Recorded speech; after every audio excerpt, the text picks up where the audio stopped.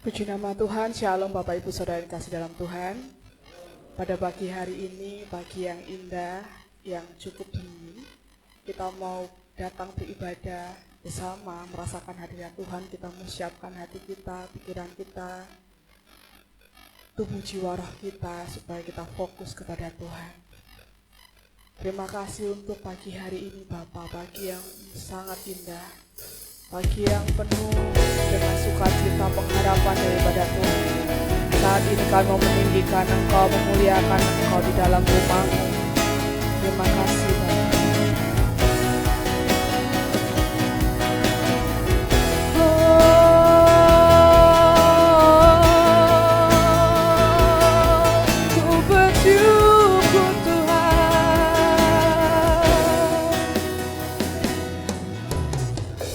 Bersyukur padamu Tuhan atas kasih-Mu, ku bermazmur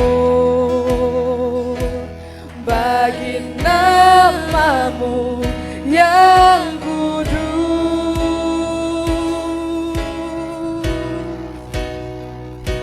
sebab Engkau kebenaranku, padamu ku percaya. Betapa mulianya Tuhanku, ku rindu menyatakan, tinggikan dirimu mengatasi langit, kebesaran-Mu Tuhan mengatasi bumi. Tinggikan dirimu mengatasi langit, kemuliaan-Mu Tuhan mengatasi bumi.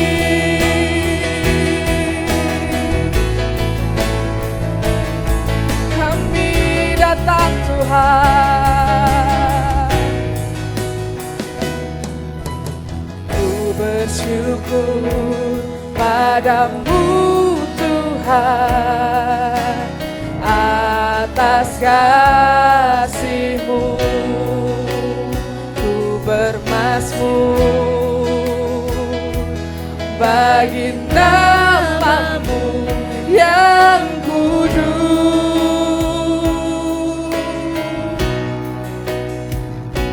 sebab Engkau kebenaranku, padamu ku percaya. Betapa mulianya Tuhanku, ku rindu menyatakan, tinggikan dirimu mengatasi langit,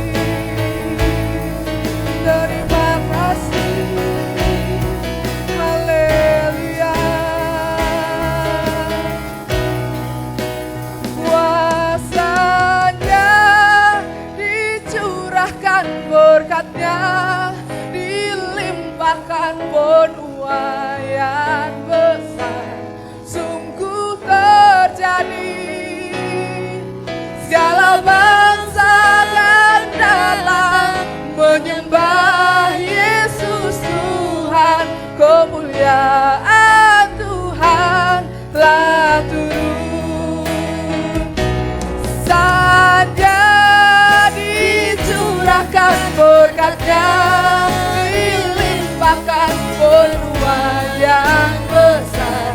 Sungguh terjadi, segala bangsa akan datang menyembah Yesus Tuhan. Kemuliaan Tuhan telah turun. Saya undang Bapak Ibu Saudara untuk bangkit berdiri. Kuasa-Nya dicurahkan berkat-Nya, dilimpahkan penuhan yang besar. Sungguh terjadi, segala bangsa akan datang menyembah Yesus Tuhan.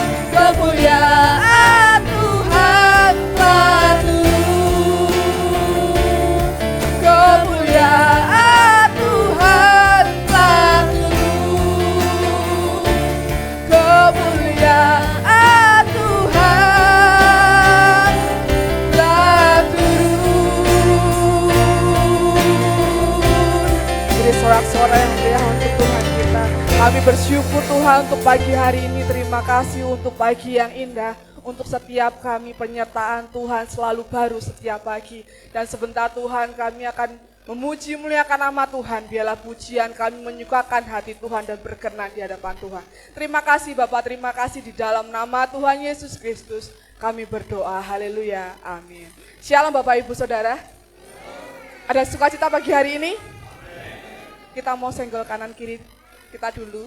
Kita mau kasih senyum yang paling lebar, ya. Tapi bukan iklan Pepsodent ya Bapak Saudara. Kita akan pujikan Raja Mulia, Allah pemenang, Bapa yang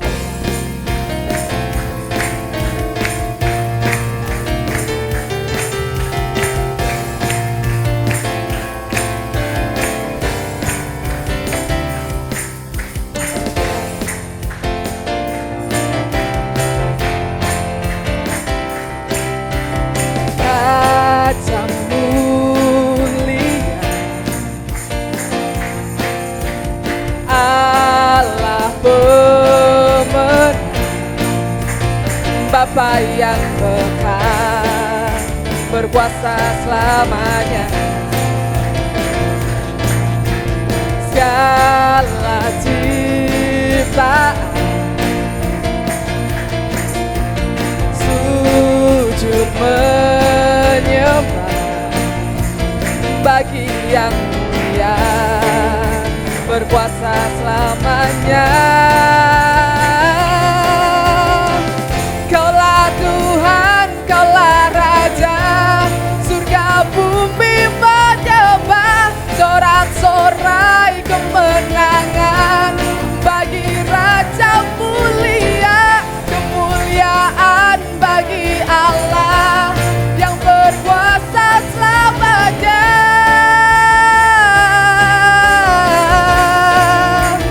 Engkaulah Raja,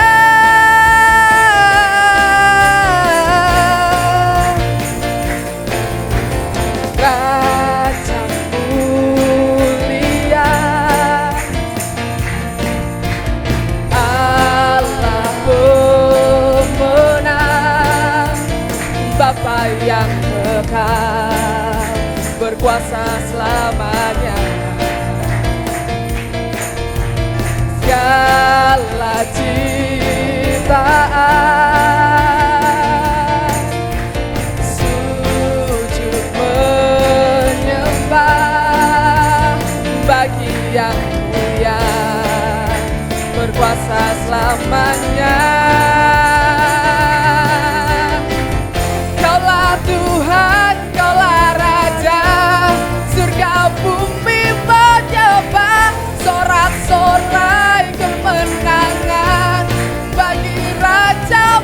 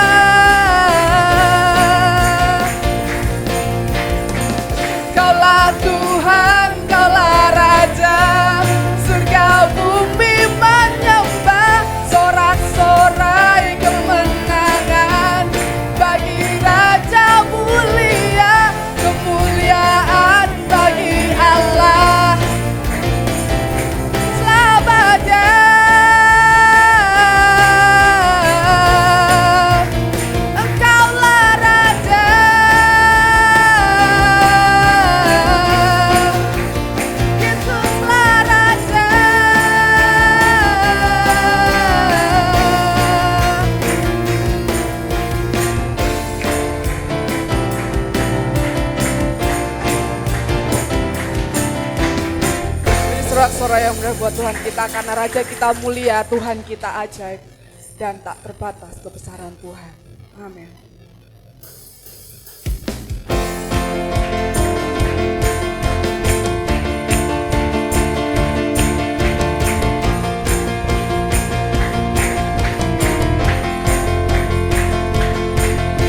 Tak terbayang kebesaran-Mu dan tak tertanding kekuatan-Mu, Tuhan.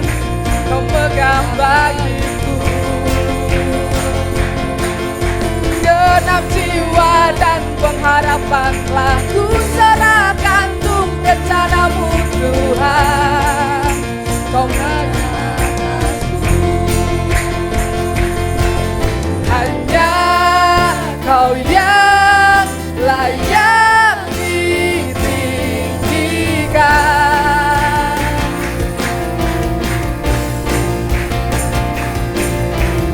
Ajaib Kau Tuhan, agung dan perkasa. Kau sumber kemenanganku, layak berkuasa, memerintah selamanya. Yesus, Kaulah Raja mulia.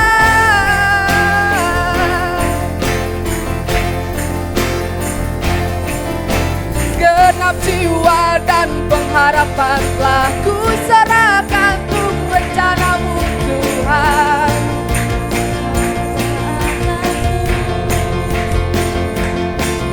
Hanya Kau yang layak ditinggikan.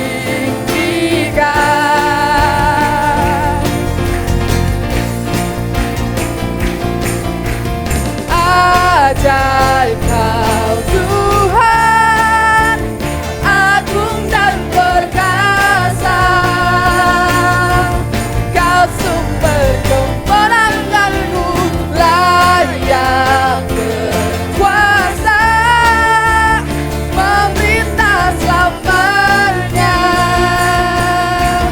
Yesus, Kaulah Raja mulia. Ajaib Kau Tuhan, agung dan perkasa.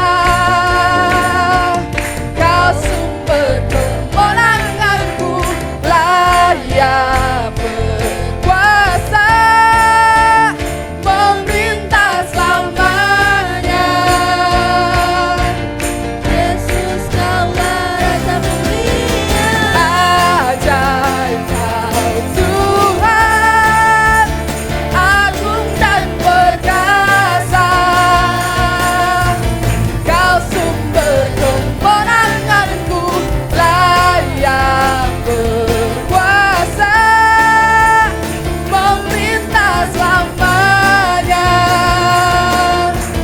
Yesus, Kaulah Raja mulia.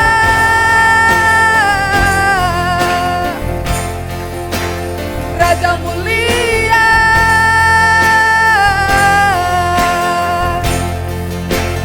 Raja mulia. Sorak-sorai yang biasa buat Tuhan kita. Silakan duduk Bapak Ibu Saudara yang kasih dalam Tuhan. Dan tiba saatnya kita akan mendengarkan firman Tuhan. Kita mau siapkan hati kita, hati yang terbaik yang siap ditemani dengan benih firman Tuhan. Karena Engkaulah segalanya, Tuhan. Segalanya dalam kehidupan kami. Engkaulah alasan terbesar kami untuk hidup. Terima kasih, Bapa.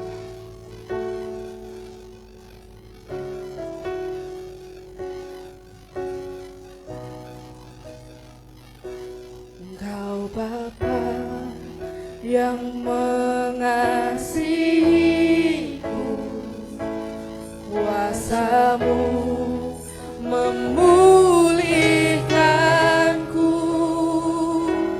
hati yang baru Kau berikan, untukku dapat melihat rencana-Mu indah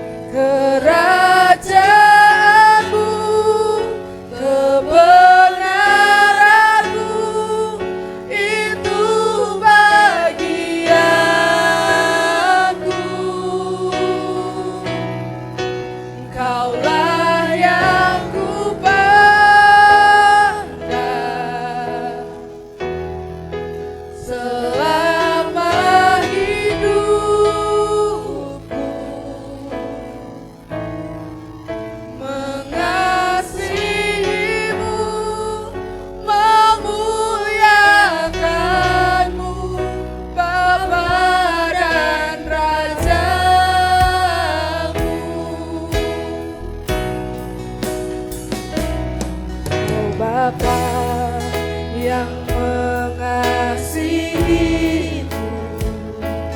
kuasa-Mu memulihkanku, hati yang baru Kau berikan, untukku dapat melihat rencana-Mu indah bagiku. Kau ada di setiap jalanku, hatiku haus dan lapar akan Engkau.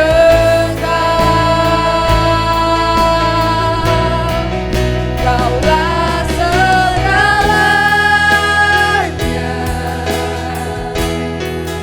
di dalam hidupku, kerajaan-Mu, kebenaran-Mu, itu bagianku. Kaulah yang kubanggakan selama hidupku, mengasihimu, memuliakanmu, Bapa dan Rajaku. Kaulah segalanya di dalam hidupku, kerajaan-Mu, kebenaran-Mu, itu bagianku. Kaulah yang kubanggakan selama hidupku, mengasihimu, memuliakanmu, Bapa dan Rajaku. Kaulah segalanya di dalam hidupku. Saya undang Bapak Ibu Saudara untuk bangkit berdiri.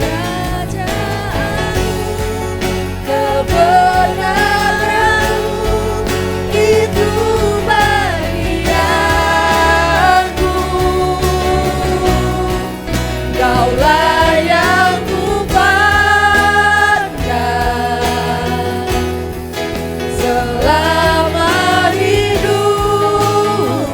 Waktu dan tempat kami persilahkan kepada Pastor Heri. Mengasihimu, memuliakanmu, Bapa dan Rajaku. Kaulah segalanya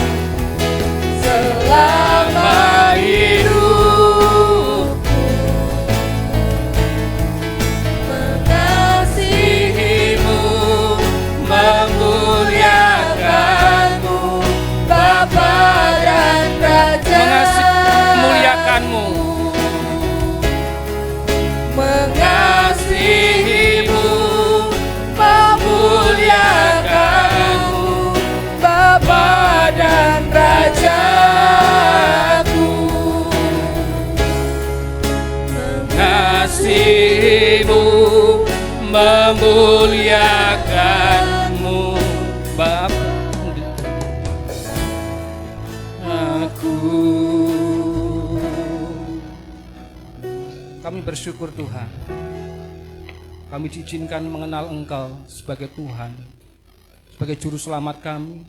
Kami bersyukur, kami rindu menjadikan Engkau Raja di dalam kehidupan kami. Kami rindu hidup kami senantiasa berjalan dalam kebenaran Tuhan, tidak dalam kebenaran kami. Kami rindu Tuhan menguasai kehidupan kami sepenuhnya. Tidak ada satupun diri kami yang tersisa, tapi Tuhan yang bertahta sepenuhnya dalam kehidupan kami. Terima kasih Bapa. Terus sebentar kami mau mendengarkan kebenaran firman-Mu. Buka hati dan pikiran kami. Sembunyikan kami di balik salib-Mu. Biarlah kemuliaan Tuhan saja yang nampak dan terus boleh kami lihat. Terima kasih Bapa. Dalam nama Tuhan kami Yesus Kristus kami berdoa dan mengucap syukur. Haleluya. Amin. Shalom.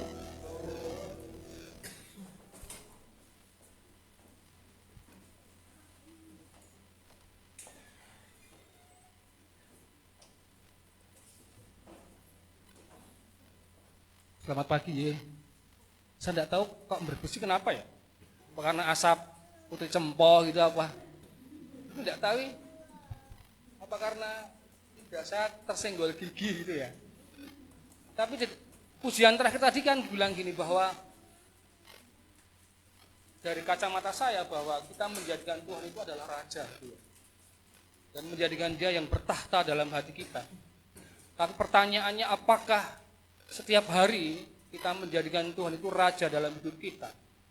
Apakah kita mempersilahkan Tuhan itu bertahta dalam hidup kita?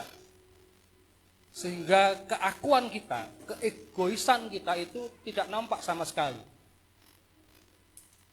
Kalau itu nampak, itu akan senantiasa menguasai kehidupan kita hari lepas hari.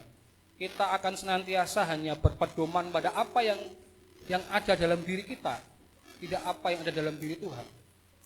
Kalau kita sudah mengundang Tuhan masuk dalam kehidupan kita, Dia bertahta dalam hati kita, Dia menguasai kehidupan kita. Hidup kita akan selaras sesuai dengan tujuan Tuhan. Tapi apakah hari-hari ini kita selama mungkin 3 atau 4 kali kita mendengar firman Tuhan dengan tema yang sama, apakah semakin kita bisa melihat kedalaman Tuhan, bahwa Dia memang Allah yang layak dipermuliakan? Apakah memang Dia Tuhan yang patut dan layak kita muliakan, kita puji, kita sembah? Kita bilang mulut kita bisa menyampaikan itu, tapi apakah hati kita, apakah keseharian kita, apakah nafas kita, apakah langkah hidup kita mencerminkan seperti yang kita sampaikan? Ya itu kenapa saya menangis itu. Saya berpikir apakah saya juga sudah sampai pada tahap paling tidak on the track hidup saya itu sudah mempermuliakan Tuhan. Tindakan saya, keputusan-keputusan saya, langkah hidup saya, apa yang saya ambil hari ini mau kemana, apakah memang benar-benar saya persembahkan untuk kemuliaan Tuhan ataukah tidak? Itu ya. Nanti kita akan belajar bagaimana kita mempermuliakan Tuhan dengan kehidupan kita. Itu tidak monopoli dari seorang hamba Tuhan.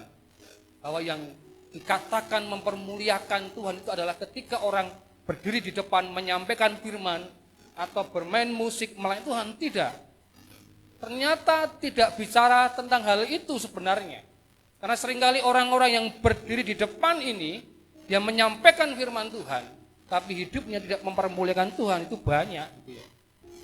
Menyampaikan tetapi tidak melakukan, bisa juga. Kita melayani firman, melayani pujian musik, mulut kita bisa berbicara pujian yang luar biasa, tetapi apakah ketika kita keluar dari tempat ini, masihkah langkah hidup kita, tindakan kita, pandangan kepada orang lain, apakah itu juga mencerminkan kemuliaan Tuhan? Kalau tidak, kita tidak bilang sia-sia kita datang tiap minggu di tempat ini, dia tidak. Tapi mari kita membuka hati kita.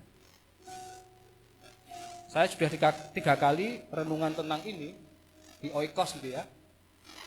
Saya juga bingung mau sisi mana lagi gitu ya. Sisi sebelah sini wis tahu krungu gitu ya. Sisi sebelah sini wingi wis disampaikan Bapak Gembala. Sisi sebelah sana juga disampaikan Bu Retno gitu. Waduh, tapi paling tidak kalaupun nanti sama mempertajam apa yang sudah Bapak Ibu Saudara dengarkan.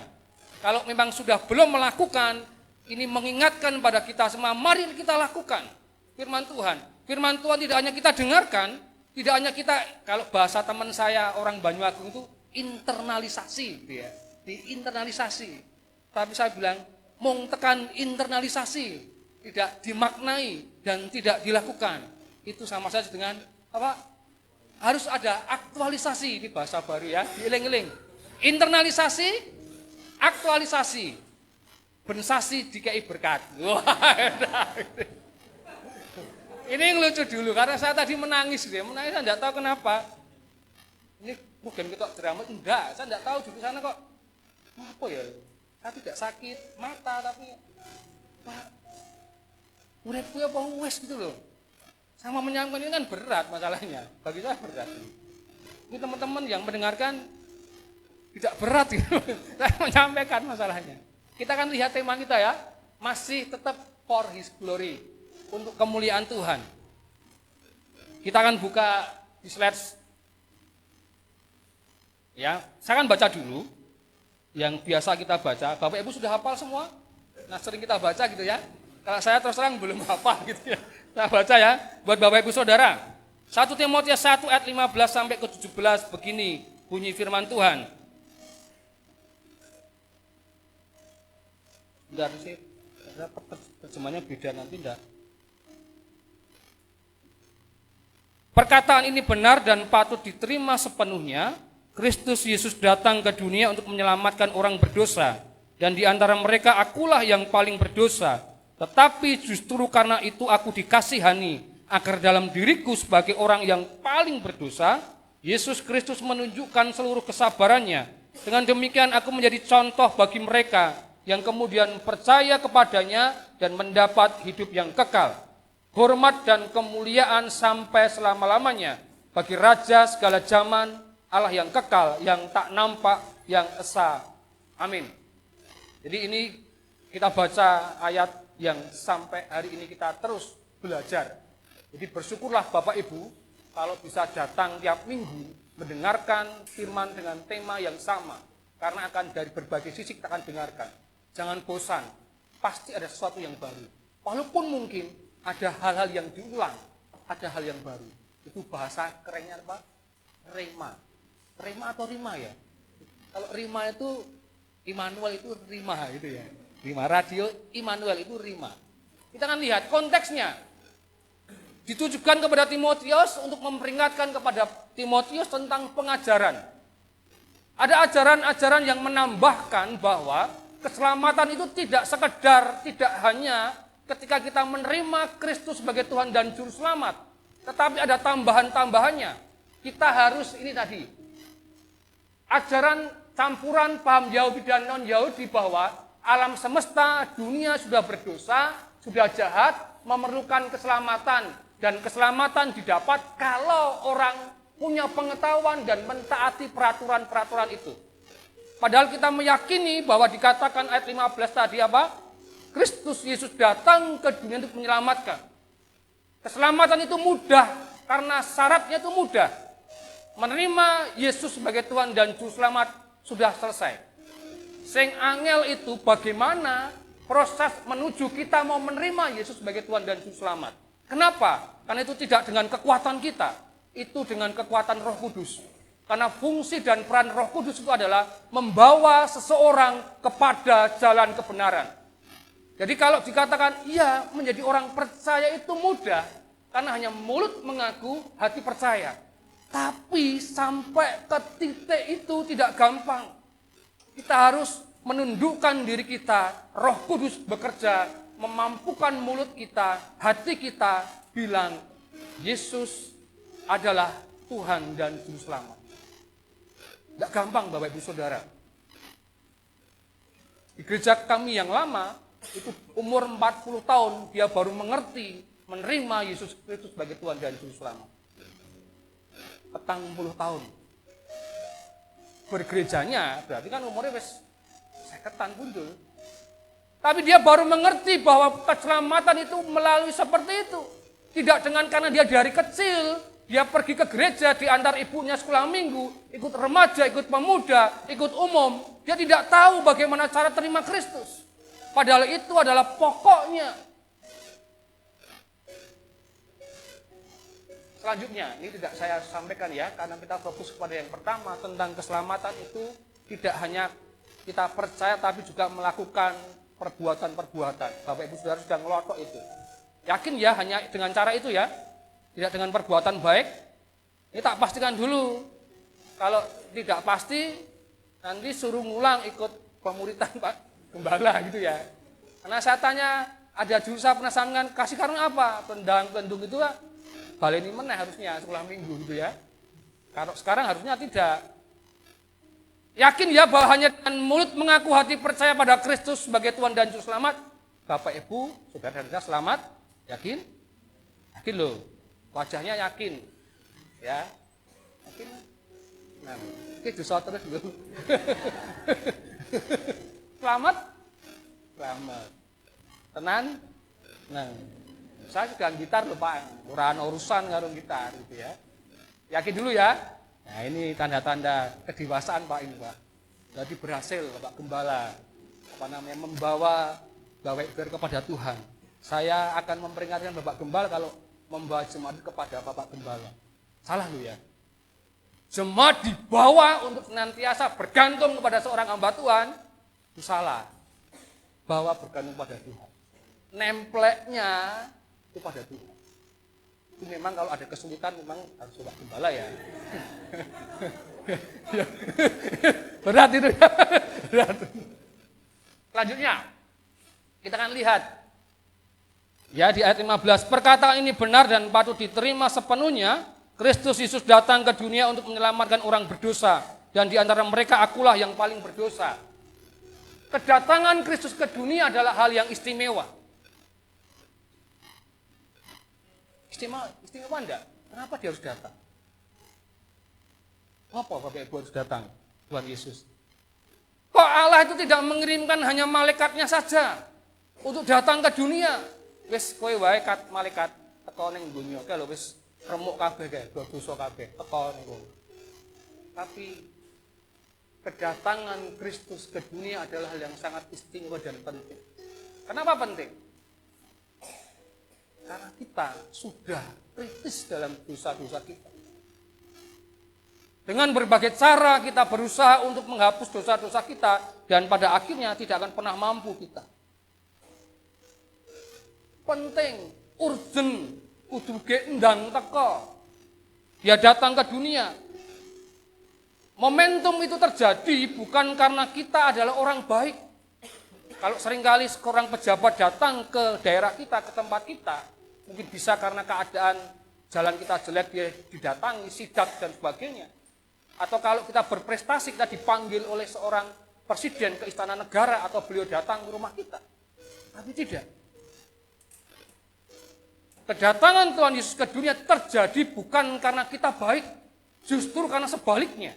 Karena keberdosaan kita, karena keburukan kita, yang menjadikan dia datang ke dunia untuk kita. Jadi Yesus datang ke dunia bukan karena prestasi kita, tapi karena dosa kita yang sudah akut, yang sudah kritis, yang sudah memang harus diselesaikan. Yang bisa selesaikan bukan malaikat, tapi Allah yang mengirimkan anaknya yang tunggal yang dia kasih untuk apa? Datang ke dunia. Itulah pentingnya kita. Bapak, Ibu, Saudara, dan saya itu adalah orang-orang pentingnya Tuhan, orang-orang hebatnya Tuhan, dan orang-orang berbahaya iblis. Saya bilang gitu. Jadi kita itu penting. Coba lihat diri kita. Apakah kita penting? Coba lihat.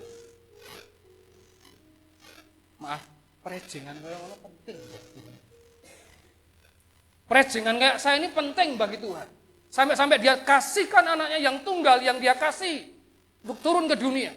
Dia tidak mau manusia itu masuk dalam jurang maut. Tapi dia turunkan anaknya karena bagi kita, Bagi Allah kita itu penting. Dia turunkan anaknya yang tunggal. Untuk apa? Supaya kita tidak jatuh ke dalam jurang maut. Katakan penting. Penting. Kamu coba, aku penting. Wah, beda. Maksudnya adalah bagi Tuhan Bapa itu adalah penting. Khusus dikirimkanlah anaknya yang dia kasih. Orang dikirimkan malaikat terus tulungnya kat malaikatnya. Enggak, anaknya. Kedatangan Tuhan itu menandakan betapa seriusnya dalam dosa kita. Dan Allah itu serius dengan hidup kita. Saudara bisa tidak serius dengan hidup kita masing-masing. Tapi Allah serius dengan kehidupan kita. Dia tidak mau kita itu sak-sae dalam hidup kita. Tapi Allah serius. Dia berurusan dengan kita. Ini ayat yang ke-15 ya. Ini disampaikan kepada Timotius agar Timotius mengerti ini. Bahwa ini satu-satunya jalan keselamatan, tidak ada yang lain. Sekarang apa respon tanggapan kita? Slide selanjutnya. Respon tanggapan terhadap perkataan yang benar, yang tadi kita sudah baca sama-sama, kedatangan Yesus ke dunia untuk menebus dosa kita. Kita tidak hanya diingatkan akan adanya sebuah kebenaran, ada kebenaran itu. Itu juga disampaikan. Coba kita bayangkan. Apakah ketika Paulus sampaikan ini, apakah sudah tertulis firman itu? Itu masih mungkin belum ditulis, belum di dalam skrip gitu belum. Hanya perkataan-perkataan rasul-rasul itu belum ditulis pada waktu itu. Tapi sekarang kita sudah mendapatkan tulisannya, Alkitabnya yang tertulis. Pada waktu itu diingatkan terus-menerus seorang Rasul Paulus kepada murid-muridnya bahwa perkataan itu benar tentang Yesus Kristus datang ke dunia menyelamatkan orang yang berdosa. Responnya apa yang harus kita lakukan? Kita tidak hanya diingatkan dengan hal itu, namun juga harus menerima kebenaran dengan sepenuhnya, dikarenakan adanya ajaran lain yang menambahkan tentang keselamatan. Saya pernah sampaikan, kalau misalkan Mbak Dita tahu mendengar kebenaran bahwa Yesus Kristus itu adalah juru selamat dan Tuhan kita, Mbak Dita selamat atau tidak? Kalau Mbak Dita mendengar dan tahu Yesus itu adalah Tuhan dan juru selamat, Mbak Dita selamat? Selamat. Yang mau ngerti. Kalau gampangnya, yang kita tahu komik itu obat batuk, pas kita watuk, apakah kita sembuh dari watuk? Ora sembuh, mau ngerti. Tapi dikatakan apa? Kita harus menerima kebenaran itu tidak dengan setengah penuh. Sepenuhnya, kabeh. Kalau hanya setengah penuh, berarti ada hal yang lain yang mensyaratkan kita untuk menerima keselamatan. Ajaran yang marak pada saat itu. Jadi, tentang kebenaran itu kita akan terus diingatkan. Tapi juga harus menerima kebenaran itu dengan sepenuhnya. Karena ada banyak ajaran-ajaran yang mungkin hari-hari ini akan muncul lagi pasti. Kemanusiaan, hak-hak asasi manusia itu kan mulai menggerus kebenaran-kebenaran. Kebenaran-kebenaran yang saat ini beredar dalam lingkungan kita, itu seringkali kebenaran-kebenaran yang semu. Tapi kalau kita senantiasa belajar firman Tuhan, kita akan mengerti ini yang benar-benar sepenuhnya benar, ini yang separuh benar, ketoknya benar. Itu yang pengen Rasul Paulus agar jemaat pada saat itu, dia menekankan pada Timotius, iki loh sepenuhnya benar. Dan kudu diterima dengan sepenuhnya. Dia memastikan itu, agar tidak mereka tersesat dengan ajaran sesat. Hari-hari ini pasti akan banyak Bapak Ibu Saudara akan menemui itu. Yang kedua, respon tanggapannya, kita atau Paulus harus benar-benar sadar dan mengakui akan keberdosaan kita. Kalau kita sudah mendengarkan kebenaran itu, menerima kebenaran itu akan mengubah kita. Kita menjadi orang yang rumangsani, mengakui keberdosaan kita. Nah, ini Paulus contohkan, dia merasa bahwa dia adalah paling hina di antara para rasul, paling hina di antara orang kudus, paling berdosa di antara orang yang berdosa. Kalau Kristus sudah datang dalam kehidupan kita, kita menerima dia, mengundang dia masuk dalam hidup kita, dia tidak hanya akan memberikan keselamatan dalam hidup kita. Dia akan apa? Merubah kehidupan kita, karakter kita diubahkan oleh Kristus di situ. Karena apa? Yang bertahta dalam diri kita adalah Kristus. Bukan ego, bukan keakuan kita. Kita akan diubahkan pelan-pelan secara proses. Ngurumangsani keberdosaan kita. Kita merasa mengakui kita orang yang lemah, orang yang berdosa. Akan diubah karakter kita pelan-pelan. Orang bilang, watuk kui iso diobati, ning watak itu tidak bisa. Tapi kalau di dalam Kristus kita bisa diubah. Watake siapa itu Paulus, begitu kita sering mendengar tentang keganasannya, kejahatannya, dia pemaki, dia penjahat, dia banyak hal yang jelek-jelek. Tapi ketika Kristus ada dalam hidupnya, dia mengalami Kristus, diubahkan banyak hal. Diubahkan orientasinya tentang kehidupan, diubahkan karakternya, diubahkan banyak hal. Tapi memang tidak serta-merta langsung celing berubah. Seorang saya langsung berubah menjadi orang yang lemah lembut, tidak kasar, tidak pelan-pelan. Butuh proses. Tapi kedatangan Tuhan dalam hidup kita mengubah secara signifikan luar biasa. Yang ketiga, apa respon kita? Ini di ayat yang ke-17 ya. Kita harus memuji dan memuliakan Allah. Kita harus memuji dan memuliakan Allah. Allah itu ada di segala zaman. Allah yang tidak terbatas waktu, rela dan mau masuk ke dalam waktu melalui inkarnasi Yesus, kedatangan Tuhan. Allah itu sebenarnya dia mengatasi waktu ini. Tapi ketika dia melakukan kasihnya, dia mengirimkan anaknya yang tunggal Yesus Kristus, dia akhirnya terbatas oleh waktu di dalam Yesus Kristus. Itu Allah kita, dia mau menurunkan derajatnya ke dunia hanya untuk kita. Itu berarti betapa pentingnya Bapak, Ibu, Saudara, dan saya. Penting banget di mata Tuhan. Yang berikutnya, Allah itu kekal, tidak dapat binasa. Allah yang tidak dapat binasa mengambil hakikat manusia agar ia bisa mati menebus dosa manusia. Semua yang Allah lakukan itu orientasinya kepada siapa? Pada Bapak, Ibu, Saudara, dan saya. Aku hidup ke dunia agar aku dipermuliakan. Oh tidak. Dia sudah dipermuliakan tanpa dia harus menebus dosa kita. Tapi dia mau sebagai Allah turun ke dunia melalui inkarnasi Yesus. Dia merasakan sakit. Dia merasakan kematian. Untuk siapa? Untuk Bapak, Ibu, Saudara, dan saya. Luar biasanya Allah. Artinya apa? Sebelum kita mempermuliakan Allah, Allah lebih dulu mempermuliakan Bapak, Ibu, Saudara, dan saya. Itu hebatnya Allah kita. Bersyukurlah kalau Bapak, Ibu, Saudara.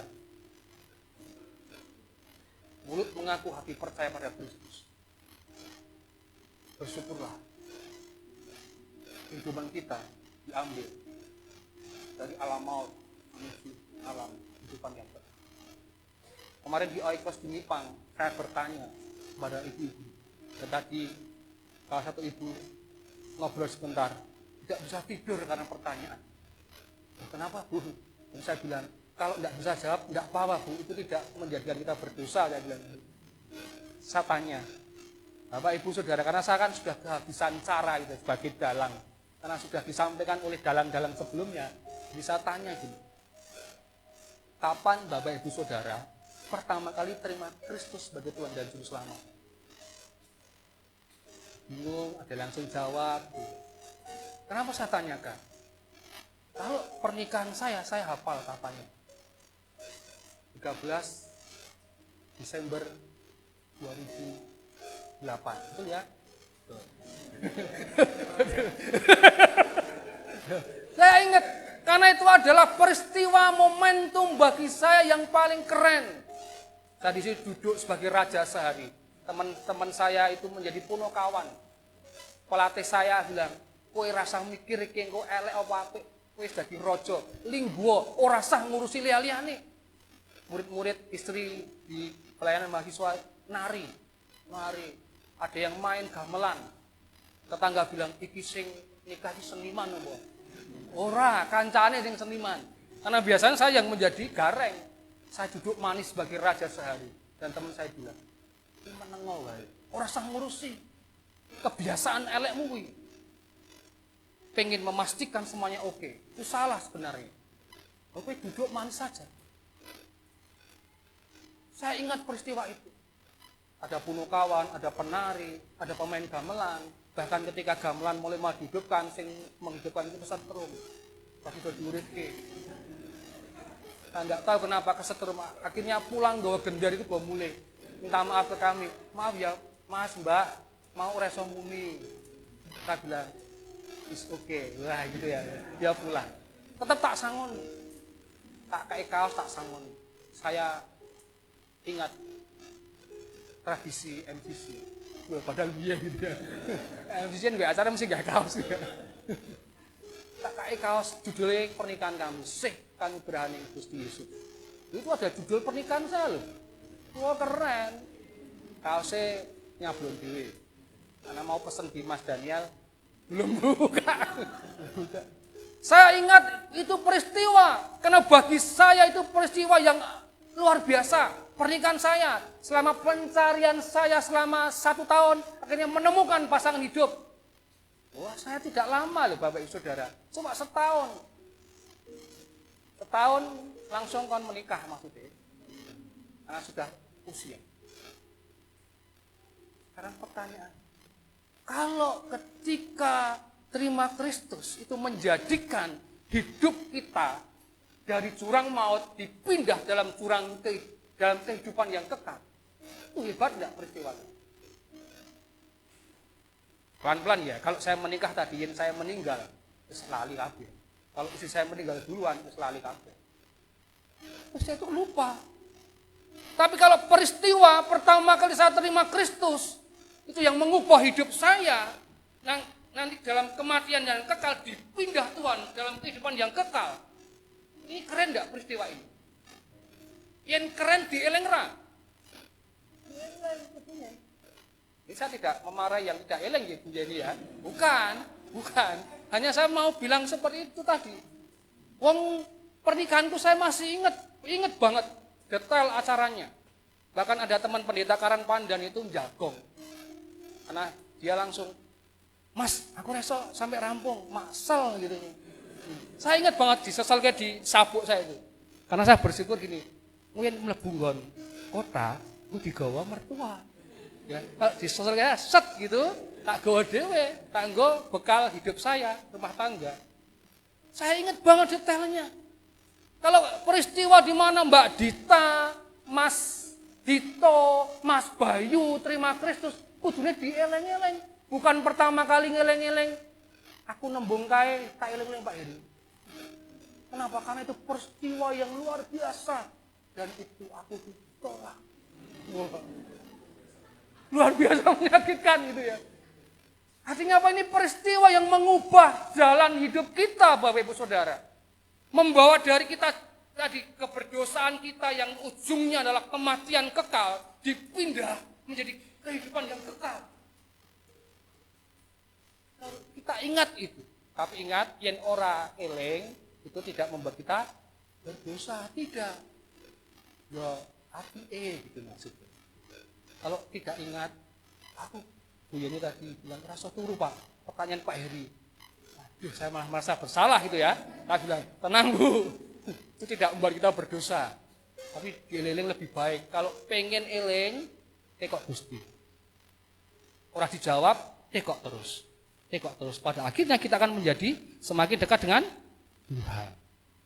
Bertanyalah pada Tuhan, yen ra dijawab, ora apa-apa, tekok terus. Karena itu malah proses kita mendekat kepada Tuhan. Kapan Mbak kita pertama kali terima Kristus?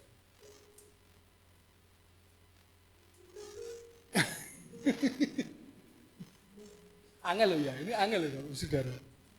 Saya pertama kali terima Kristus waktu SMP, ada persekutuan siswa Kristen.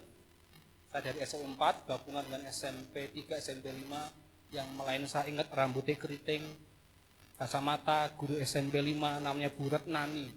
Itu pertama kali dia tantang saya terima Kristus dan saya bilang iya, saya terima Kristus. Habis itu saya semangat banget ikut Paskah namanya. Persekutuan Siswa Kristen Surakarta. SMP 4, SMP 5, SMP 3, SMP 10, terus berlanjut sampai ketika SMA 5, kita ada persekutuan terus, jalan terus. Ada kasih mula-mula yang bisa dapat. Karena kenapa saya ingat itu penting bagi hidup saya. Penting. Bukan pernikahan yang tidak penting. Kalau saya meninggal, selesai. Anda tahu nanti ketika di surga, apakah saya ketika melihat Bu Retno, bojoku. Bisa ya Pak? Belum bisa menjawab, karena belum ke sana ya Pak. Kalau sudah ke sana, kasih tahu saya. Atau nanti kalau saya ke sana dulu, tak kasih tahu.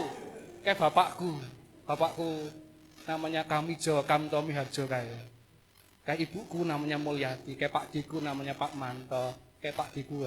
Saya tidak tahu. Mungkin bisa tahu gitu ya. Tapi tidak ada rasa sakit uripe orang. Mungkin di sana kita hanya memuji menyembah Tuhan. Ya, ingatlah kapan kita terima Kristus. Itu momentum yang tidak bisa tergantikan. Efeknya tidak hanya di dunia, tapi dalam kekekalan. Kalau pernikahan saya tadi efeknya hanya di dunia ini. Kalau saya meninggal, istri saya meninggal, tak lalek. Anakku saja mungkin tidak ingat. Karena ketika kami menikah dia belum ada. Ya iyalah masa sudah ada. Belum ada. Lali rapopo. Selanjutnya, sekarang ini, bagaimana kehidupan kita bisa mendatangkan kemuliaan bagi Allah? Bagaimana hidup kita bisa for His glory? Jadi saya sudah menjelentrehkan bagaimana kedatangan Kristus ke dunia selamatkan dosa kita semua. Habis itu kita mengalami perubahan-perubahan seperti yang Paulus dapatkan. Sekarang bagaimana kita bisa mendatangkan kemuliaan bagi Allah? Yang pertama, dengan menyembahnya. Kita mendatangkan kemuliaan bagi Allah dengan menyembahnya. Penyembahan adalah gaya hidup, lifestyle. Tidak hanya ketika di sini kita menyembah Tuhan dengan sungguh-sungguh. Kita menyembah apanya Allah itu loh. Kita menyembah Allah iya. Menyembah Allah itu yang kita sembah apanya sih gitu loh.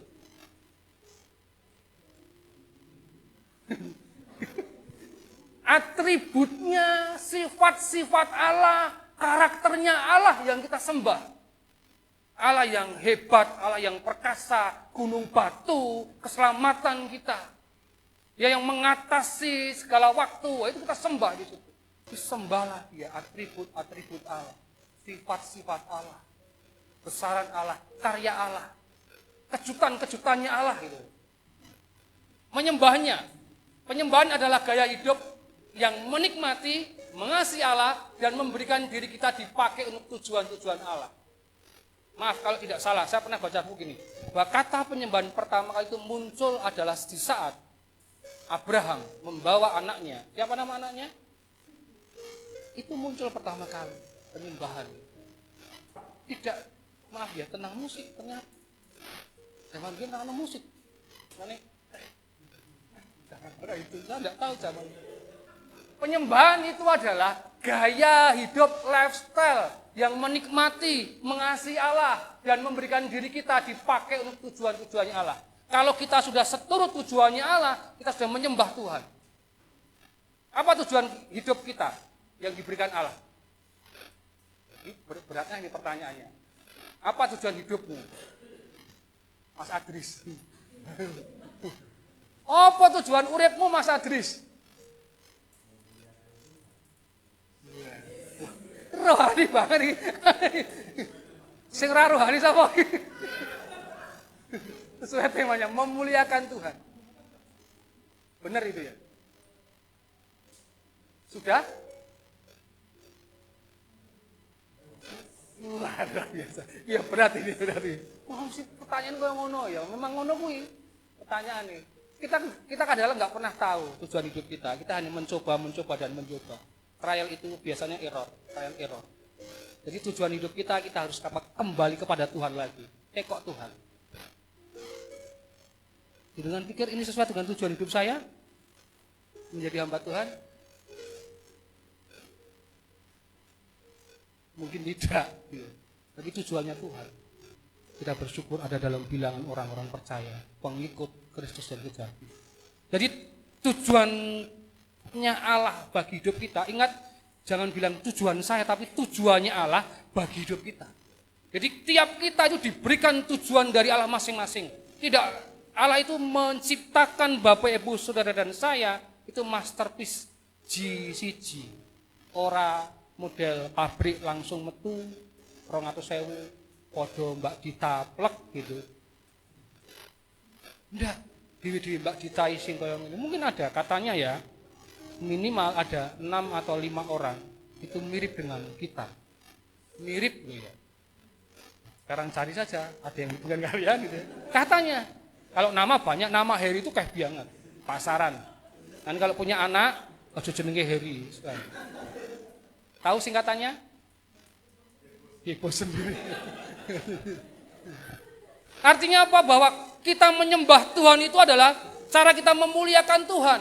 Dengan apa? Dengan kehidupan kita. Tidak bicara tentang pujian-pujian ini, tidak, tetapi bicara tentang bagaimana hidup kita memenuhi yang namanya tujuannya Tuhan.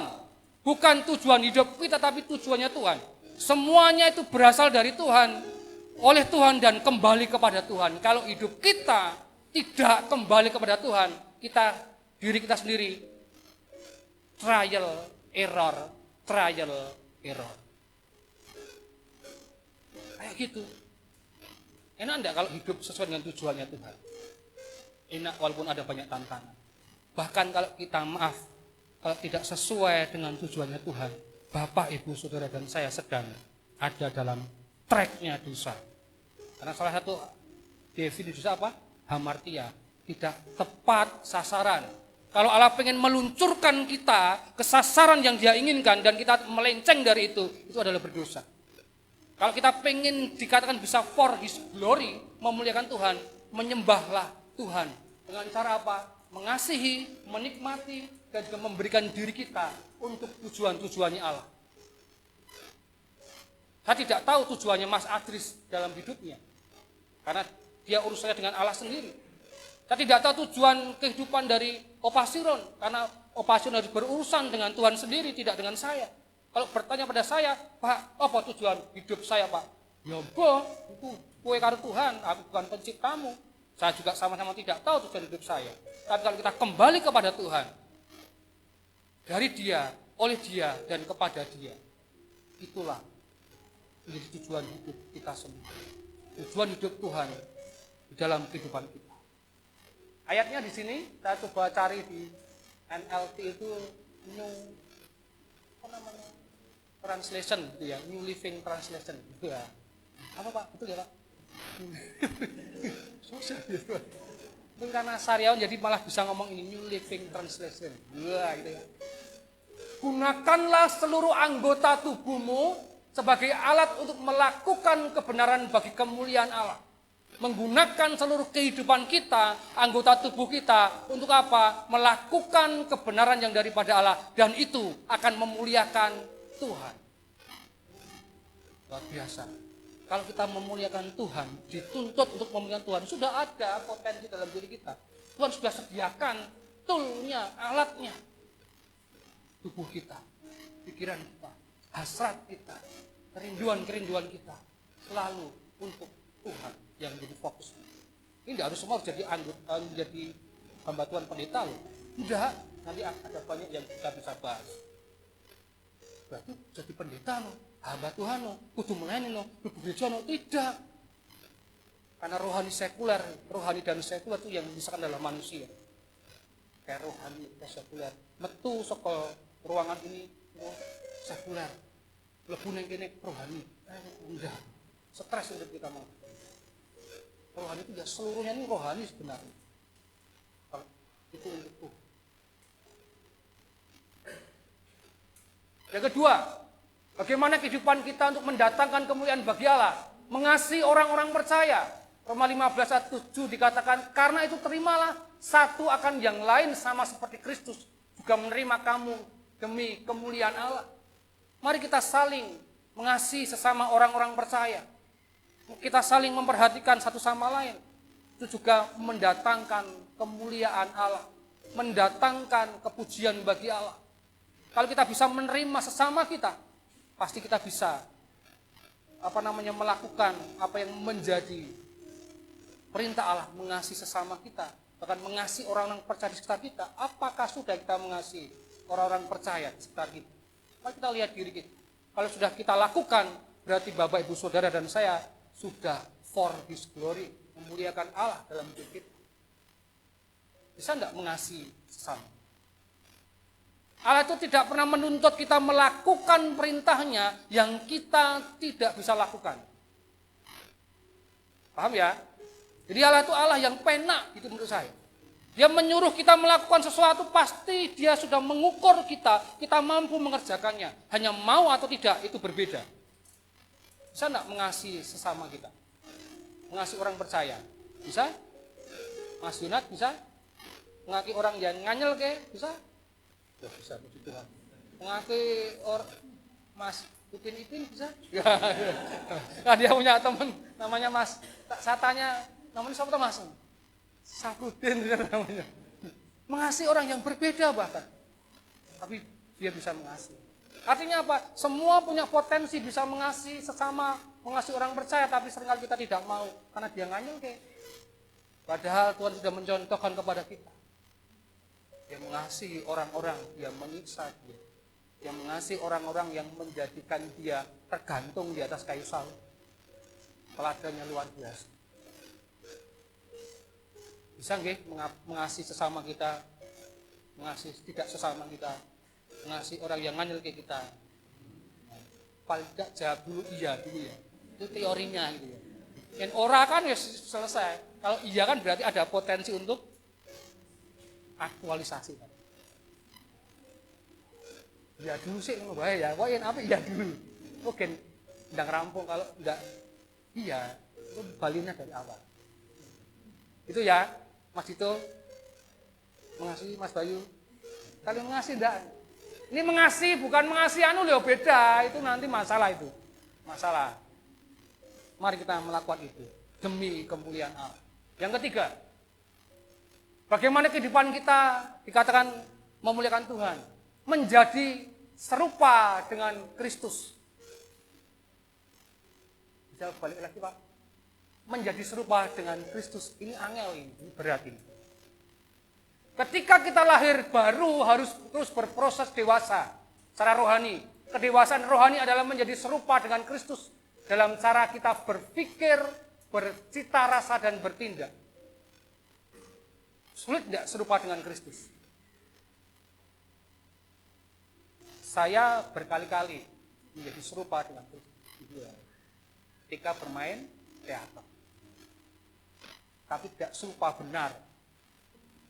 Tidak pakai pakaian, pakai wel-welan kain, diberi minyak buat bayi apa? Baby oil. Jadi keling-keling gitu. Untung tidak hitam, kalau hitam berarti hitam keling, tapi ini rada sawo matang tapi kuning-kuning, unyu gitu. Dibopong. Awalnya nggo salib, dibopong, setelah turun dari salib, dibopong. Salibnya 35 kilo. Dari kepunton depan itu masuk ke tengah-tengah, bopong salib. Menjadi serupa dengan Kristus. Tidak itu maksudnya. Ketika beranjak lama di gereja saya sendiri juga main, tapi sudah kondisi berbeda. Nah, saya tidak mau kalau atasnya tidak pakai pakaian, karena sudah berbeda bentuk tubuhnya, gitu loh. Kita pakai rekai suwek-suwek, kan? Tiap kali so pakai pakaian swan itu, merek swan, disuwek. Ini gotong pakai itu, karena gen menutupi kan. Pinter-pinternya pemain drama serupa dengan Kristus, bukan itu. Ya aku dipecuti, ya melentung batu aku. Ini bukan itu. Kalau Bapak Ibu Saudara dalam kekristenan hanya bicara tentang agama, ya wes kian Kristen selesai, tidak. Tapi Bapak Ibu Saudara dan saya itu adalah pengikut Kristus ditambah sejati. Kalau kita pengikut berarti di depan atau di belakang? Belakang. Siapa yang kita contoh? Yang di depan. Lihat bagaimana cara bertindak, cara berpikir, bagaimana cara menanggapi, merespon. Mari kita mencontoh Tuhan Yesus. Sulit. Tapi ada Roh Kudus dalam diri Bapak Ibu Saudara dan saya. Mari kita memuliakan Tuhan. Dengan cara apa? Kehidupan kita tiap hari berproses untuk semakin serupa dengan Kristus. Dalam hal apa? Dalam cara kita berpikir, think like Jesus. Dalam cara kita bercita rasa, dan dalam cara kita mengaktualisasi tadi bertindak kayak Kristus. Ketika melihat perempuan yang berdosa, apa yang Allah lakukan, Tuhan Yesus lakukan, aku juga tidak menghukum kamu. Pergilah, jangan berbuat dosa lagi. Kalau ada orang menampar pipi kiri, kasih pipi kanan, itu ajarannya tuh. Tapi ini saya pernah buat status itu, teman saya, anak pertanian orang Temanggung, dia bilang, wah, dia anakku melakukan iki mas. Anakku sing cilik itu nampar pipi adik, dikasih pipi kanan nih, wah jadi malah masalah itu gitu ya. Tapi mungkin kan penjelasannya tidak letak seperti itu ya. Apakah kita bisa serupa dengan Kristus? Saya katakan bisa, Bapak Ibu Saudara. Ada Roh Kudus dalam diri Bapak Ibu Saudara yang memampukan kita. Memuliakan Tuhan, mari hidup kita serupa dengan Kristus. Terus berproses dewasa rohani. Yang berikutnya, ini di 2 Korintus 3:18. Karena Roh Tuhan bekerja dalam diri kita, maka kita makin lama makin serupa dengan Dia dan mencerminkan kemuliaannya. Serupa dalam pikiran, tindakan, dalam merespon menanggap sesuatu. Pakailah cara Kristus. Bagaimana bisa tahu? Firman Tuhan. Itu caranya. Terus kita pelajari, kita dalami. Yang keempat, bagaimana hidup kita bisa memuliakan Tuhan, melayani orang lain dengan karunia-karunia kita. Masing-masing kita dirancang unik dan diperlengkapi dengan talenta dan kemampuan untuk melayani orang lain. Jadi Bapak Ibu Saudara diciptakan oleh Tuhan, tadi saya katakan bahwa unik, masing-masing berbeda dari yang lain. Bahwa sekecilnya kita itu menjadi penting dalam pasalnya Allah. Artinya kalau kita tidak berfungsi, pasal itu walaupun hanya kecil, bukan mempengaruhi gambarannya. Bapak, Ibu, Saudara, dan saya diciptakan itu menjadi masterpiece-nya Allah, dan di situ disematkan, diberikan talenta, kemampuan yang masing-masing saling melengkapi, dan pakai itu untuk apa? Melayani orang lain di sekitar kita. Apapun talenta kita, apapun kemampuan kita, apapun kebiasaan kita. Tidak selalu berhubungan dengan hal yang rohani. Kemampuan kita mungkin menjahit, kemampuan kita mungkin membuat kata-kata baik, kata-kata bijak, atau kemampuan yang lain yang sederhana. Pakai itu untuk melayani orang sekitar kita. Itu memuliakan Allah. Kita memaksimalkan, menggunakan talenta yang Tuhan berikan, yang Tuhan sematkan dalam diri kita masing-masing, untuk kita bisa melayani orang lain, dan pada akhirnya nama Tuhan dipermuliakan. Yang kelima, ini yang saya mau tanyakan. Waktu kita KKR 10 hari, saya suruh Bapak Ibu Saudara menulis satu nama. Bisa tagih. Sudah ditulis enggak namanya? Kalau sudah, sebutkan namanya, dan apakah sudah kita memberitakan tentang dia kepada orang yang bersangkutan. Pertanyaannya kepada Ibu ini kayak apa ya? Mas Junat, dulu pernah menulis enggak?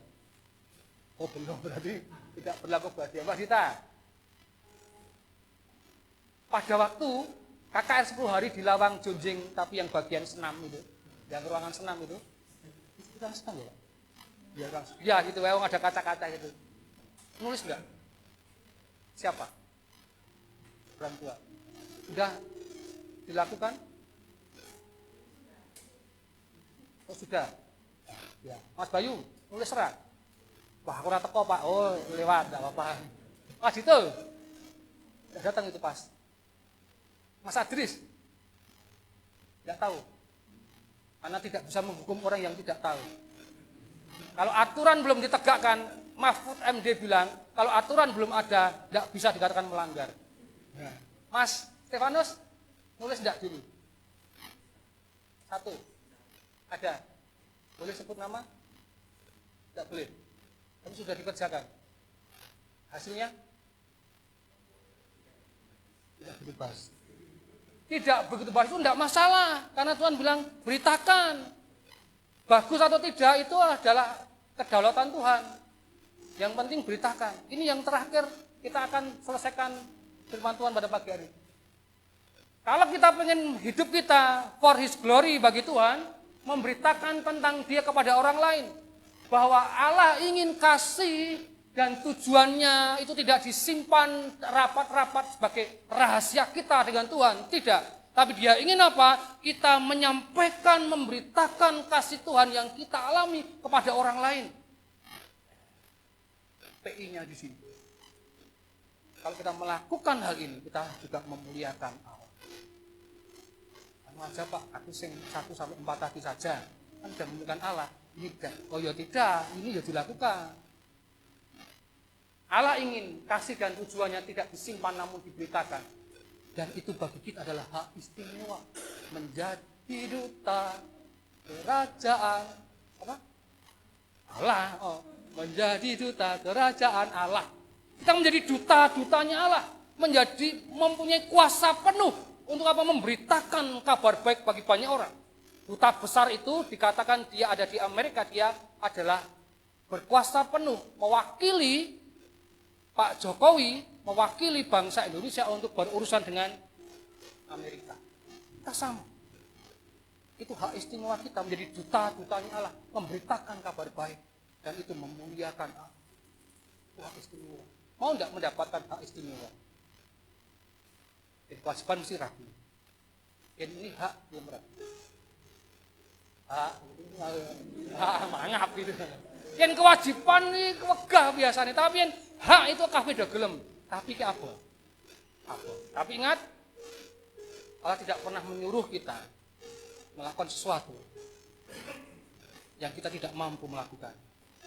Pasti Dia siapkan keperluan kita, siapkan toolnya, alatnya, siapkan kondisinya, siapkan keadaannya, dan kita tinggal masuk ke dalamnya. Beritakan tentang Dia. Menyembahnya, mengasihi orang-orang percaya, menjadi serupa dengan Kristus, melayani orang lain dengan karunia-karunia kita, dan memberitakan tentang Dia kepada orang lain. Ini cara dalam kehidupan kita untuk kita bisa for His glory, memuliakan Allah. Saya yakin itu bisa kita lakukan, kita kerjakan. Ini tiap hari kita akan menemui hal seperti ini.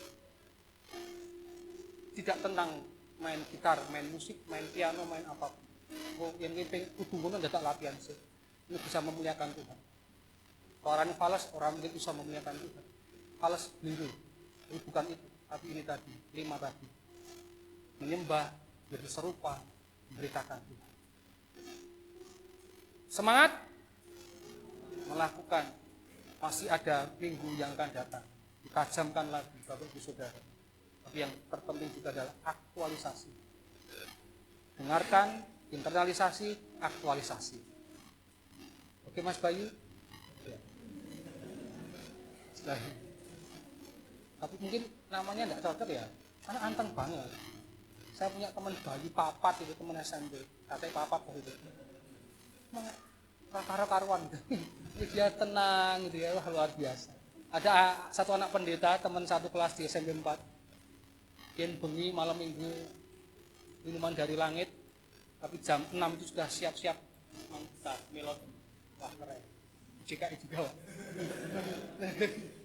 Tapi melodinya gini. Zaman SMP itu sudah bisa sweet child of mine. Wah itu Bayu. Tapi sekarang ya sudah kayak benar. Tadi dulu angin malah dileng-leng di rumahnya lali ya. Nah, apa? Oke ya, mari kita berdoa. Kami bersyukur Tuhan, kalau hidup kami sudah Tuhan permuliakan terlebih dahulu. Kalau kami harusnya berada dalam alam kematian, tapi sudah Tuhan angkat kami untuk kami berada dalam kehidupan yang kekal. Kami bersyukur. Kami rindu kehidupan kami senantiasa memuliakan nama Tuhan.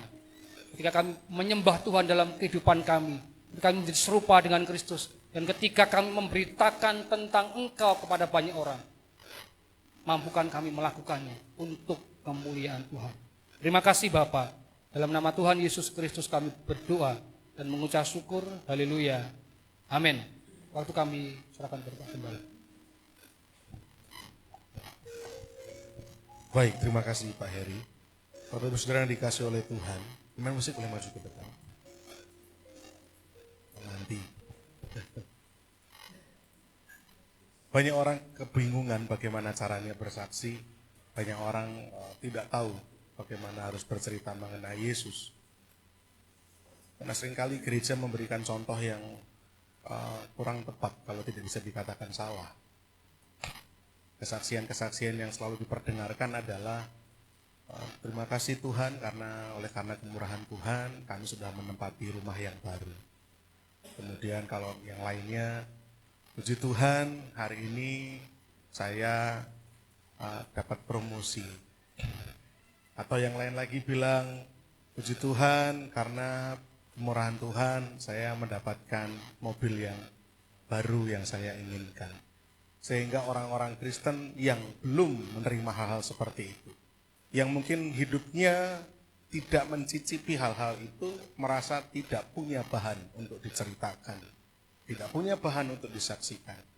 Padahal Rasul Paulus bilang, hanya ada satu Injil yang aku beritakan, yaitu Yesus yang mati, disalibkan. Yesus satu-satunya, itu saja yang aku ceritakan. Bapak Ibu Saudara, seringkali kita memandang remeh berkat yang Bapak Ibu Saudara sudah genggam hari ini. Berkat apa itu? Saya bacakan di ayat yang ke-16, ayat emas kita bulan ini ya. Ayat 16 bilang begini, tetapi justru karena itu aku dikasihani, agar dalam diriku ini sebagai orang yang paling berdosa, Yesus Kristus menunjukkan seluruh kesabarannya. Tetapi justru karena itunya itu apa toh? Tetapi justru karena itu aku dikasihani. Berarti ada di ayat sebelumnya, ayat 15 Pak Andreas, boleh minta tolong. Tetapi justru karena itu aku dikasihani. Karena itunya apa? Kalimat yang terakhir, dan di antara mereka akulah yang paling berdosa. Tetapi justru karena itu, karena apa? Karena aku paling berdosa. Sehingga Rasul Paulus tidak perlu mencari bahan cerita yang lain. Karena aku yang paling berdosa. Yesus Kristus menunjukkan seluruh kesabarannya. Yesus Kristus menunjukkan seluruh kasih-Nya. Wajar kalau Bapak Ibu Saudara nggak bisa cerita tentang Yesus kalau belum merasa paling berhutang sama Yesus. Kita akan selalu mencari bahan cerita yang lain. Rumah tangga yang baik, mobil yang baru, promosi, jabatan, bengkel yang rame, warung yang rame. Itu saja yang kita pikirkan untuk kita ceritakan. Padahal berkat paling besar yang sedang kita genggam hari ini adalah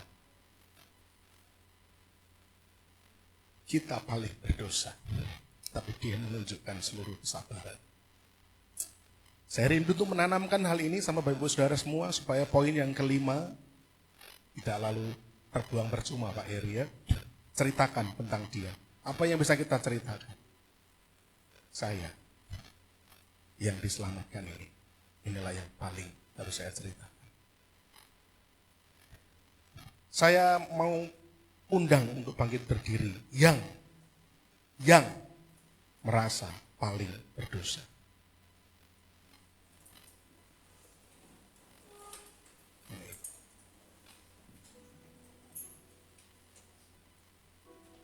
Sadari dosa-dosa kita.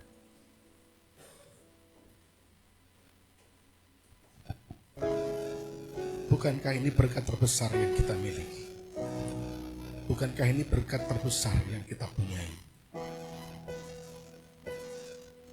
Tetapi justru karena itulah Yesus menunjukkan seluruh kesabarannya. Sekalipun kita sangat berdosa.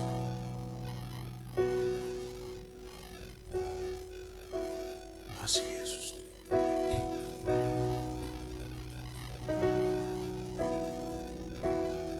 Kasih setiamu yang kurasakan lebih tinggi dari langit kebaikan-Mu yang telah Kau nyatakan lebih dalam dari lautan. Berkat-Mu yang telah ku terima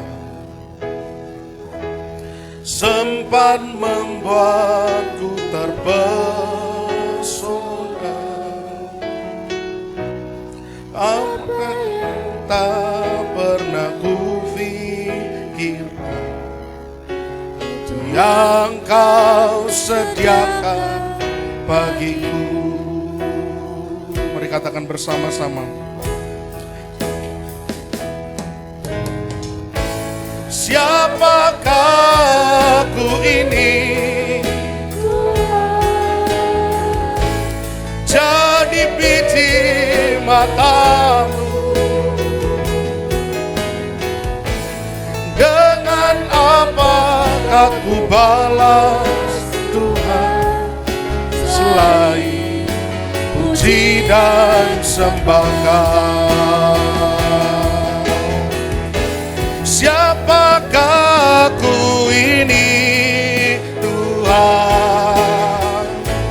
Jadi biji mata-Mu. Dengan apakah ku balas Tuhan selain puji dan sembah Kau?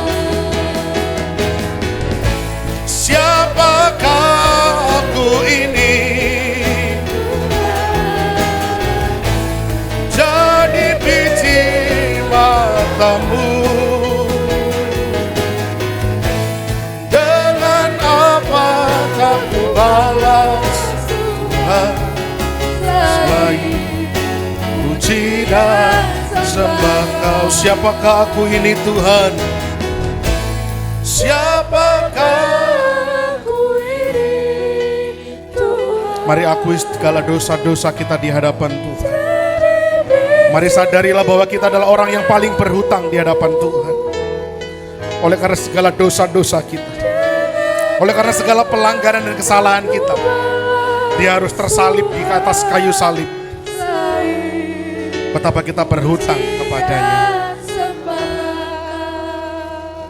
Ibu saudara yang dikasihi Tuhan, dengarkan baik-baik. Lagu ini mengatakan, berkat-Mu yang telah ku terima sempat membuatku terpesona.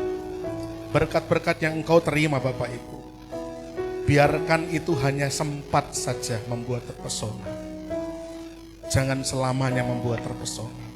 Berkat-berkat yang kita cicipi hari-hari ini, bagaimana pemeliharaannya, bagaimana kebaikannya dalam pekerjaan, dalam keluarga, biarkan itu sempat saja membuat terpesona. Tetapi biarlah kita selalu terpesona karena pribadinya. Berkat-berkat ini sekejap saja membuat kita terpesona. Tapi selalulah tertegun ketika merasakan Yesus yang tersalib demi dosa-dosa kita. Selalulah bersyukur karena keselamatan yang kita boleh terima, padahal kita sangat berdosa. Selalulah berterima kasih untuk anugerah keselamatan.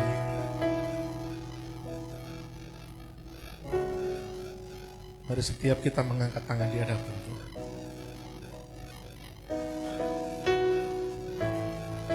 Mari kita mengangkat tangan di hadapan.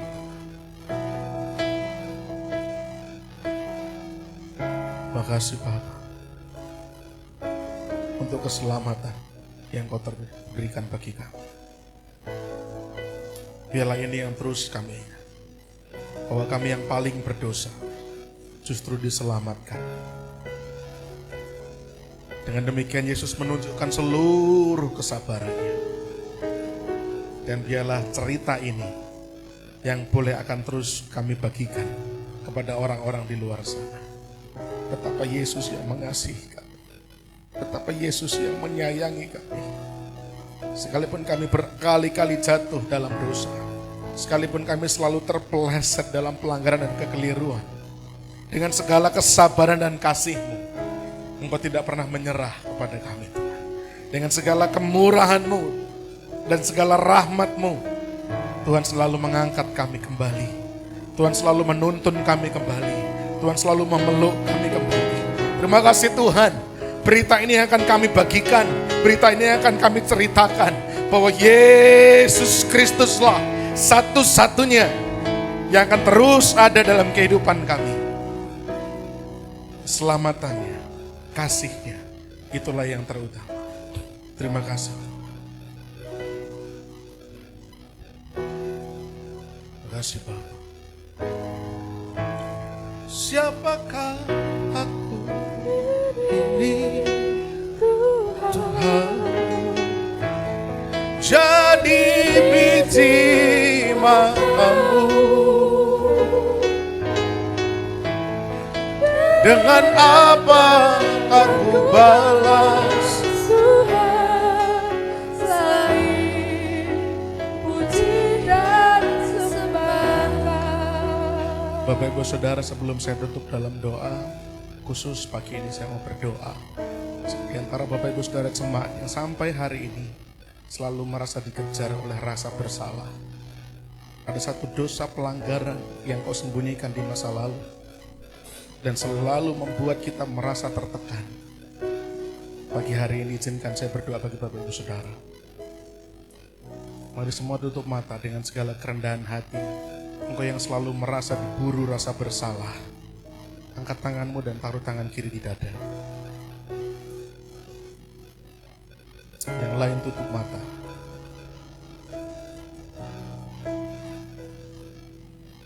Tidak ada kesalahan yang bisa kami sembunyikan. Tidak ada pelanggaran yang bisa kami tutupi di hadapan-Mu Tuhan. Engkau yang maha mengetahui. Kami bagaikan buku yang terbuka di hadapan pandangan mata-Mu. Ada banyak hal yang kami tidak dapat ceritakan kepada orang. Kami diburu rasa bersalah. Kami diburu rasa berdosa.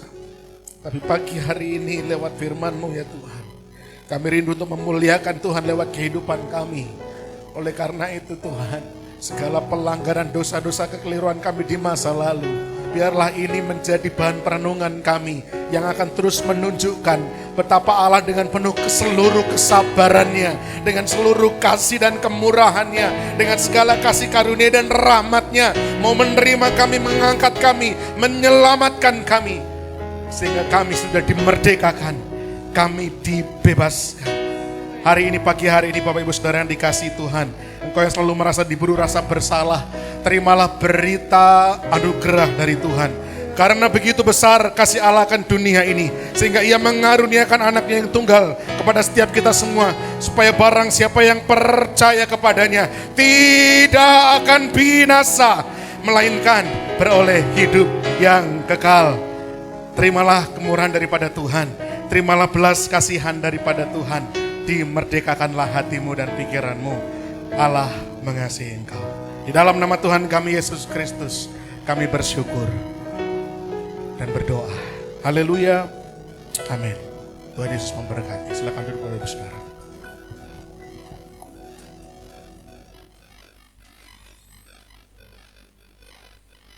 Puji nama Tuhan, kita sudah mendengarkan firman yang begitu indah. Biarlah ini bisa menjadi renunganku setiap kita, dan tiba saatnya kita akan memberikan persembahan. Sebelumnya mari kita berdoa. Mengucap syukur Tuhan untuk pagi hari ini. Terima kasih untuk berkat firman yang sudah Tuhan berikan. Dan Bapa, kami saat ini akan memberikan persembahan. Biarlah persembahan ini dapat menjadi alat untuk pelayanan Tuhan di gereja kami ini Tuhan. Biar Tuhan memberkati setiap kami Tuhan. Terima kasih Bapa, terima kasih. Di dalam nama Tuhan Yesus Kristus, haleluya, amin.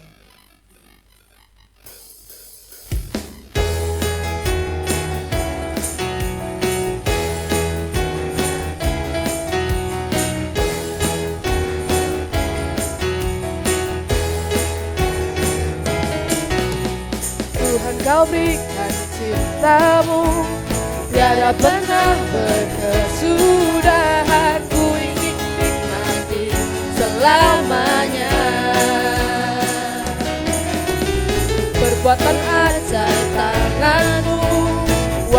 hari-hari hidupku bersamamu tak akan gentar. Kau Allah perlindungan hidupku, perisai dan kekuatanku, kasih-Mu kekal selamanya. Tiada yang lain dalam hidupku, cintaku bagimu, hanya Engkau kekasihku, ku cinta selamanya.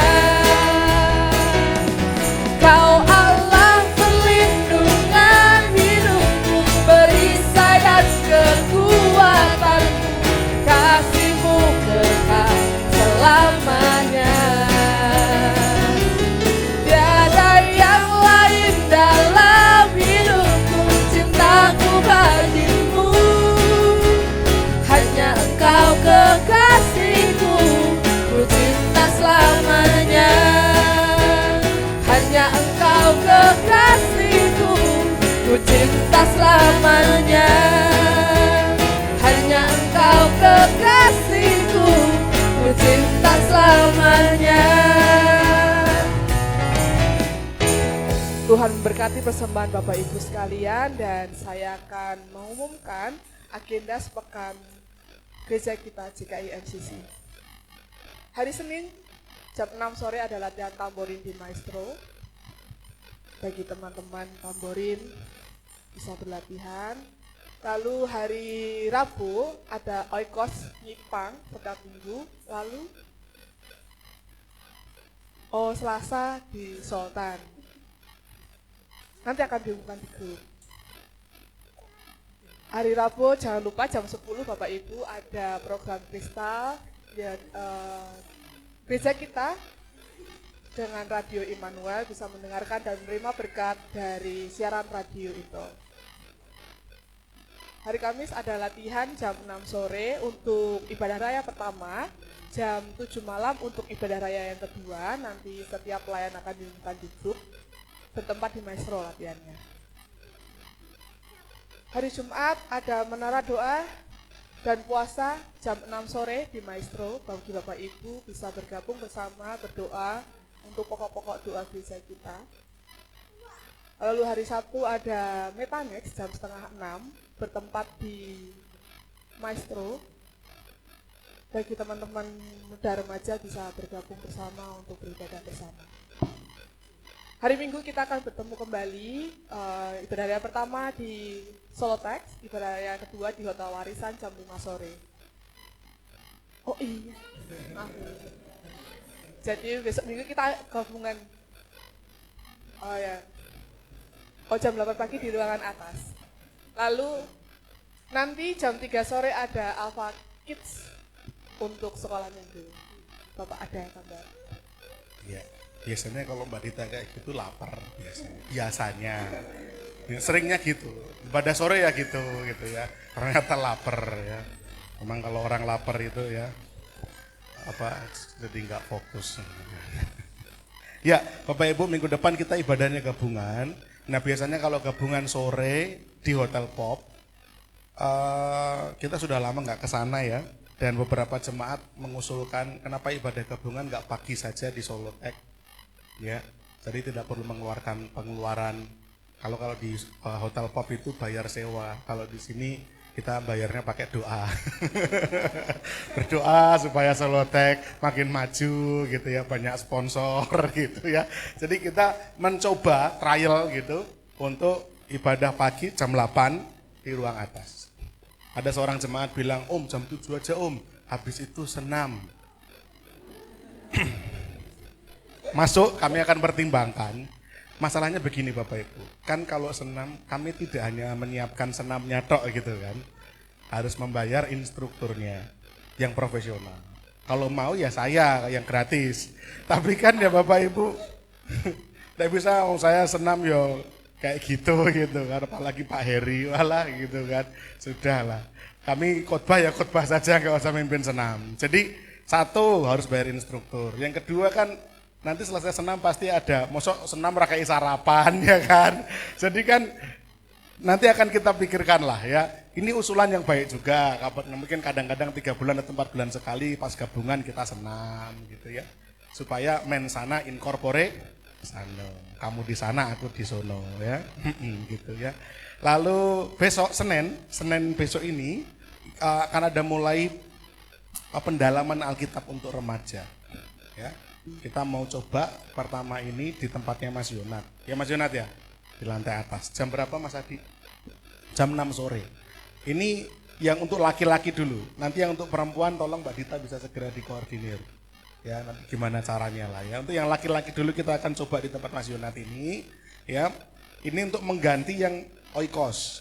Jadi oikosnya akan diformat per wilayah saja. Jadi Metanex bukan oikos lagi. Metanex nanti modelnya kelompok-kelompok pendalaman Alkitab.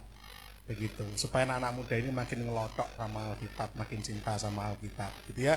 Jadi yang remaja-remaja besok sore jam 6 itu di rumahnya Mas Yonat, Bengkel Komplang Jaya Motor ya. Cari di Google Map, kasih bintang 5, oke, supaya makin rame bengkelnya. Nah, itu nanti jam 6 sore. Lalu hari Rabunya itu oikosnya di Solo Selatan ya, betul ya? Selasa ya di Solo Selatan ya. Nanti tempatnya akan di WA. Oke, tidak ada pengumuman yang lain, itu saja tambahan pengumumannya. Saya undang Bapak Ibu Saudara untuk kita bangkit berdiri bersama-sama. Banyak rekan-rekan kita yang kita lihat pagi hari ini tidak muncul ya.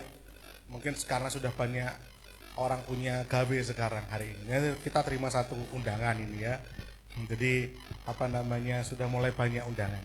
Kita berdoa agar mereka semua bisa pada kesempatan-kesempatan mendatang ibadah kembali. Mari kita berdoa.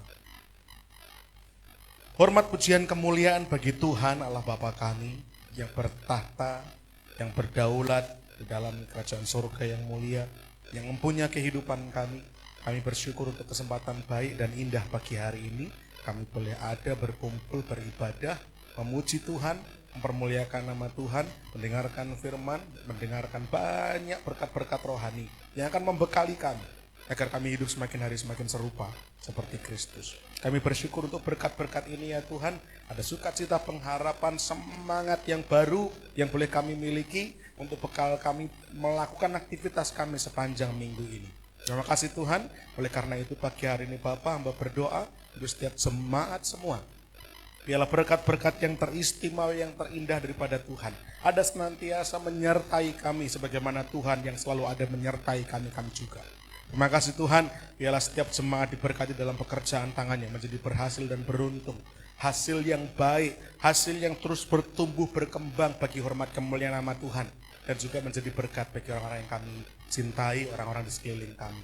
Tuhan juga berkati rumah tangga kami, menjadi rumah tangga yang hangat, harmonis, penuh cinta kasih mesra. Seluruh isi rumah kami diselamatkan oleh Tuhan, menjadi percaya kepada Tuhan. Tuhan juga memberkati pendidikan, sekolah anak-anak kami, yang anak-anak kecil maupun yang remaja dan pemuda. Dalam sekolahnya, dalam kuliahnya, biarlah diberkati menjadi anak-anak yang berprestasi, anak-anak yang pintar, yang cerdas, menjadi jawaban yang dibutuhkan, memberikan solusi kepada orang-orang sekelilingnya, menjadi teladan kehidupan dalam pergaulannya, supaya nama Tuhan juga semakin ditinggikan, dipermuliakan. Tuhan juga memberkati dalam segala pergumulan tantangan kehidupan yang kami hadapi. Kami percaya bahwa Tuhan akan memberikan kami kekuatan yang ekstra, kekuatan yang baru untuk boleh menanggung segala sesuatunya sampai pintu jalan keluar Tuhan akan buka tepat pada waktunya. Terima kasih Tuhan untuk jemaat yang tidak hadir pagi hari ini. Apapun kendala kesulitan mereka, Tuhan tilik, Tuhan lawat, Tuhan juga berkati mereka sebagaimana Tuhan berkati kami. Terlebih lagi Tuhan gerakkan hati mereka agar di kesempatan kemudian hari datang beribadah bersekutu bersama dengan kami. Rekan-rekan hamba-Mu yang sudah melayani Tuhan, mereka yang sungguh-sungguh setia, mereka yang totalitas dalam pelayanan. Oh Tuhan tilik, Tuhan lihat hatinya, Tuhan tilik, Tuhan lihat motivasinya. Tuhan percayakan perkara-perkara yang lebih besar di kesempatan kemudian hari. Bukan untuk kebanggaan dan kesombongan kami, tetapi agar semakin banyak jiwa yang dijangkau, semakin banyak jiwa yang dilayani, supaya semakin banyak orang menerima keselamatan daripada Tuhan. Tuhan ditinggikan dan dipermuliakan. Terima kasih Tuhan, rencana agenda kegiatan sepekan kami serahkan dalam tangan Tuhan. Tuhan berkati, menyertai, berjalan dengan lancar, mampu melayani jemaat-jemaat yang ada di wilayah masing-masing, terlebih lagi boleh menjangkau jiwa-jiwa agar mereka juga mau mendengar tentang Engkau, percaya kepadamu. Terima kasih Tuhan, terima kasih. Bentar lagi akan pulang menuju ke rumah kami masing-masing. Tuhan jagai serta yang sampai di rumah dengan selamat, berkumpul dengan sanak saudara keluarga kami, dan kami boleh berjumpa kembali pada kesempatan-kesempatan ibadah yang akan datang. Sebelum kami pulang Tuhan, bila kami bersama-sama akan menerima berkat-berkat daripada Tuhan. Jemaat Tuhan yang terkasih, bukalah kedua tanganmu, dan mari kita terima berkat-berkat daripada Tuhan. Tuhan memberkati engkau dan melindungi engkau. Tuhan menyinari engkau dengan wajahnya dan memberi engkau kasih karunia-Nya. Tuhan menghadapkan wajahnya kepadamu dan memberi engkau damai sejahtera. Terimalah berkat-berkat daripada Allah Bapa, cinta kasih kemurahan kasih sayang daripada Tuhan kita Yesus Kristus, dan juga damai sejahtera yang melampaui segala akal. Persekutuan bersama dengan Allah Roh Kudus senantiasa menyertai setiap kita tanpa terkecuali, mulai pagi hari ini sampai Maranatha, Tuhan datang kedua kalinya. Dalam nama Tuhan kami Yesus Kristus, kami menaikkan syukur doa kami. Haleluya. Amin. Bila engkau tak besertaku, ku tak mau berjalan. Ku perlu Tuhan, pimpin langkahku dengan kasih karunia-Mu. Pimpin langkahku setiap waktu, berjalan dalam Roh-Mu. Nyatakan Tuhan kemuliaan-Mu, dan berjalanlah denganku. Nyatakan Tuhan kemuliaan-Mu, dan berjalanlah denganku. Nyatakan Tuhan kemuliaan-Mu, dan berjalanlah denganku.